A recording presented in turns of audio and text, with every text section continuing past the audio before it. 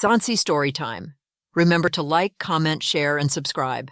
This is part 1 of a 4-part series, A Doctor's Deal with a Vampire Tree. Dr. Stan was a man on the brink of ruin, once a respected doctor in Soweto. Now his medical practice had fallen into near oblivion. Patients were few, and bills were piling up, and the annual renewal for his medical license loomed over his strained finances. His wife Thandi had already packed her bags and moved in with another man known as Professor LaRue. His teenage children Ludo and Nalidi whispered their shame to each other, embarrassed by their father's downfall. The entire neighborhood mockingly laughed at his misfortune, singing the tragic song of Dr. Stan's failure. Stormy afternoon, drenched in the rain and overwhelmed by his crumbling life, Stan wandered into a nearby church. The wooden doors creaked open to reveal an eerie silence. A lone figure stood by the altar, a pastor with an unsettling calmness in his eyes. "You seem troubled," the pastor said. Stan poured out his frustrations, his voice cracking under the weight of his despair. He begged for prayers for a miracle to salvage what little was left of his life. The pastor introduced himself as Pastor Timothy. He listened intently before nodding solemnly. "There is a way," he whispered, "but it requires sacrifice." Intrigued and desperate, Stan followed the pastor to a small room hidden at the back of the church. Inside stood a peculiar plant with deep purple roses, their color unnaturally vibrant, almost glowing in the dim light. The air around the plant was thick, almost electric, and the petals seemed to pulse as if alive. Stan felt a chill run down his spine. "This is no ordinary plant," Pastor Timothy explained. "It thrives on offerings of blood. Feed it, and it will grant you what you seek, wealth, success, power. But if you fail to nourish it, even once it will wither, and everything it gave you will crumble. Everyone connected to the blood will perish." Stan hesitated, the enormity of the proposition clawing at his conscience. But the image of his wife walking out the door, of his children turning their backs on him, pushed him to the brink. He nodded.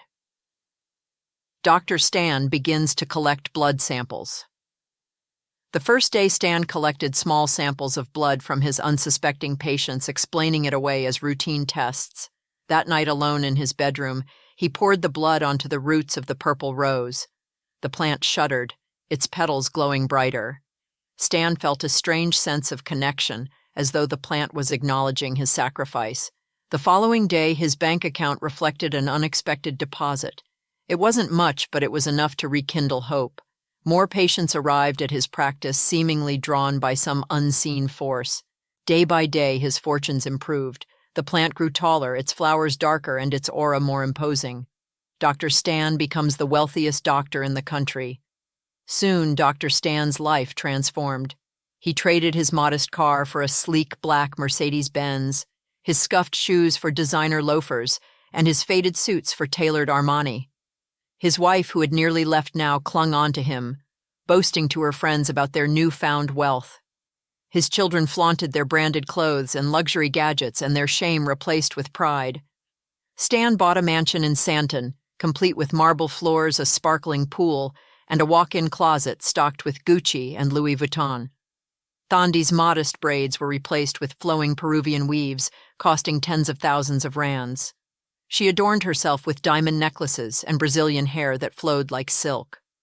Family vacations became a whirlwind of private jets, 5-star hotels and shopping sprees in Paris, Dubai, and Milan. Thandi's friends envied her, and Stan's neighbors, once so mocking, now begged him for loans and favors. But beneath the glitz and glamour, Stan lived in constant fear. Every night he fed the plant, careful not to miss even a single drop of blood. And then came the close call. One evening, as Stan poured the blood, Thandi walked in unexpectedly. "What's that?" she asked, her eyes narrowing. Stan's heart thundered in his chest, but he managed a nervous laugh. "It's a special fertilizer for luck," he lied. She raised an eyebrow but said nothing more, leaving the room. He exhaled deeply, realizing just how close he had come to losing everything. 3 years passed, and Stan's wealth reached staggering heights. But one fateful night, the plant remained eerily still as he poured the blood. Panic gripped him as he tried again, but the plant refused to respond. Its petals began to darken, wilting before his eyes. Then a voice low and menacing echoed through the room. "You missed a night, Stan," it growled. "Now you must pay." Stan's knees buckled as cold terror consumed him. The following day, his worst fears came true. The money disappeared from his accounts, his patients stopped coming, and his family turned on him. Thandi packed her bags once again, this time leaving without a glance back, and returned to Professor LaRue. She left signed divorce papers on the table for him. His kids, Ludo and Naledi, avoided him entirely. Their resentment was palpable. Desperate, Dr. Stan returned to the church to seek help from Pastor Timothy, only to find it abandoned. The room where the purple rose once thrived was empty, as though it had never existed. He was left alone, his reputation destroyed, and his heart heavy with regret. Stan went back home and fell to his knees, begging the plant for forgiveness, promising to do anything to make it right. The plant was silent for what felt like an eternity before it finally spoke again. "One last chance," it said. The plant's glow returned, and Stan felt a strange warmth in his chest. That evening he slept peacefully and had the sweetest of dreams. In the morning, he received a notification from his bank. His account was credited with a 100 billion rand deposit. As if that wasn't enough, later that afternoon he received a call from an influential investor known as Mr. Jackpot, who was eager to launch a chain of luxury private hospitals in the country. Additionally, he reopened his practice and the waiting area overflowed with patients once again. Life resumed its golden hue, brighter than before. But our great doctor was not the same man anymore. He became colder, more ruthless. He kicked his children out of the mansion, claiming they needed to learn independence, and he fully immersed himself in his newfound empire. He met a beautiful young woman known as Lyra, whom he immediately got engaged to at an extravagant ceremony, with a gesture complete with a fleet of Rolls-Royces and a guest list of Africa's elite. Yet somewhere deep inside, Stan knew the dangers of forgetting to feed his purple rose plant. His wealth, his empire, his very life hung by the thinnest of its veins. The purple roses stood as a silent reminder of the fragile, sinister foundation upon which his wealth was built. And this, dear listeners, was only the beginning.